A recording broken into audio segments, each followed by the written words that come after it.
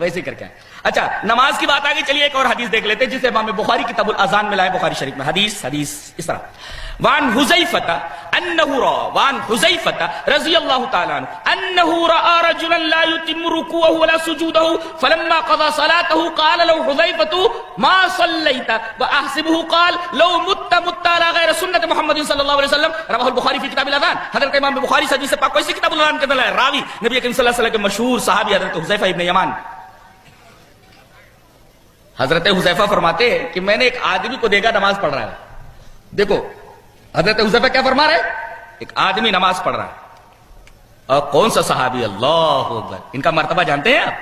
حضرت حذیفہ کا یہ سر رسول اللہ صلی اللہ علیہ وسلم ہے. رسول اللہ صلی اللہ علیہ وسلم کے رازداں.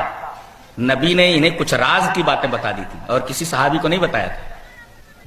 جی اس کا تعلق دنیا سے تھا. دین کی بات آپ نے کسی کے ساتھ خاص نہیں کی ہے کہ ان کو بتا دیا ان کو نہیں بتایا. اس کا تعلق دنیا سے تھا. کیا آپ کو معلوم ہے کہ مکہ میں صرف اسلام اور کفر تھا. اسلام کے مقابلے میں کفر. وہاں نفاق نہیں تھا. جو آیا پکا ہو کر آیا. مکہ میں نفاق نہیں تھا, کوئی منافق نہیں تھا. مدینہ میں آئے تو ایک گروپ بڑھ گیا بیچ کا. دکھنے میں تو مسلمان مگر اندر کفر بھرا ہوا. یہ منافقین تھے. اور ان کا سرغنہ عبداللہ ابن ابی اور بیٹا صحابی عبداللہ. جب سورہ منافقون اتری تو نبی کریم صلی اللہ علیہ وسلم نے سب کے نام بتا دیے حضرت حذیفہ کو کہ دیکھو مدینہ میں اتنے منافقین ہیں, یہ نام ہے ان کا. بتا دیا نا. اور سب صحابہ کو معلوم ہو گیا کہ نبی نے یہ بات کہ کون منافق ہے, ہمارے درمیان نماز پڑھتا ہے, زکات دیتا ہے, روزہ رکھتا ہے, سب کچھ کرتا ہے, کون منافق ہے, یہ بات نبی نے صرف حذیفہ کو بتائی ہے رضی اللہ عنہ. لہذا حضرت عمر جیسے صحابی بھی یہ دیکھا کرتے تھے کہ کوئی آدمی مر گیا, اس کی نماز جنازہ میں حضرت حذیفہ گئے ہیں کہ نہیں. اگر دیکھتے کہ وہ مدینہ میں موجود ہے, اس کے باوجود وہ نماز پڑھنے کے لیے نہیں گئے نماز جنازہ میں, حضرت عمر نہیں جاتے, سمجھ جاتے تھے وہ منافق ہے, اس وجہ سے حضرت حذیفہ نماز پڑھنے کے لیے نہیں گئے.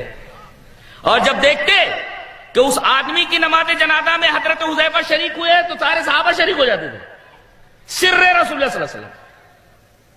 انہوں نے دیکھا, فرماتے ہیں کہ میں نے ایک آدمی کو دیکھا کہ نماز پڑھ رہا ہے, پوری نماز درست ہے, صرف ایک گڑبڑی ہے نماز میں کہ لا یتم رکوعہ ولا سجودہ, کہ رکوع اور سجدے برابر نہیں کر رہا ہے. صرف یہی گڑبڑی ہے. بقیہ نماز کی کسی اور کیفیت کا بیان اس حدیث پاک میں نہیں ہے.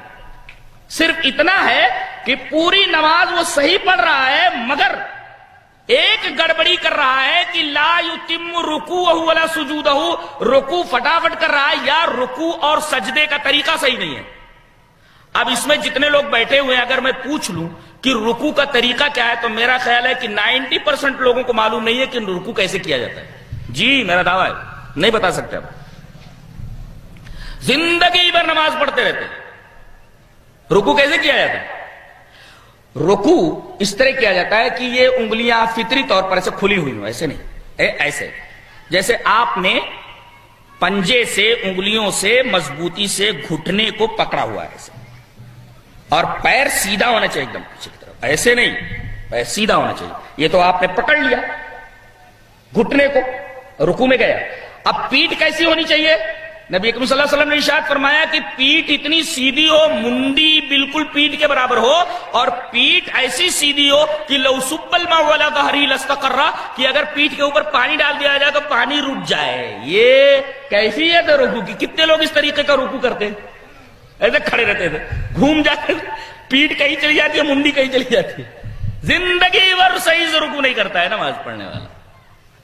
تو یہ آدمی رکوع اور سجدے برابر نہیں کر رہا تھا. جب نماز ختم کر چکا, فلما قضى صلاته, جب یہ اپنی نماز ختم کر چکا تو حضرت نے بلایا, ادھر آؤ. کیا کر رہے تھے؟ بولے نماز پڑھ رہا تھا. بولے ما صلیت, تو نے نماز نہیں پڑھی. ڈائریکٹ نماز ہی کا انکار کر دیا.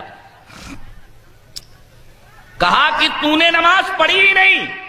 اور آپ نے پوچھا یہ نماز یہ اس طریقے سے کتنے دنوں سے پڑھ رہا ہے؟ کہا بہت دنوں سے. کہا کہ لو مت مت علی غیر سنت محمد صلی اللہ علیہ وسلم، اگر تو ایسی نماز پڑھتے ہوئے مر گیا تو کم سے کم تیری موت سنت محمد پر تو نہیں ہوگی صلی اللہ علیہ وسلم۔ لو مت مت علی غیر سنت محمد صلی اللہ علیہ وسلم، سنت محمد صلی اللہ علیہ وسلم کے اوپر تیری یہ نماز نہیں ہوگی۔ ثابت یہ ہوا کہ عبادت کس کی؟ عبادت صرف اللہ کی۔ عبادت کیسی؟ عبادت محمد جیسی صلی اللہ علیہ وسلم، جیسا کہ نبی کریم صلی اللہ علیہ وسلم نے بتایا ہے۔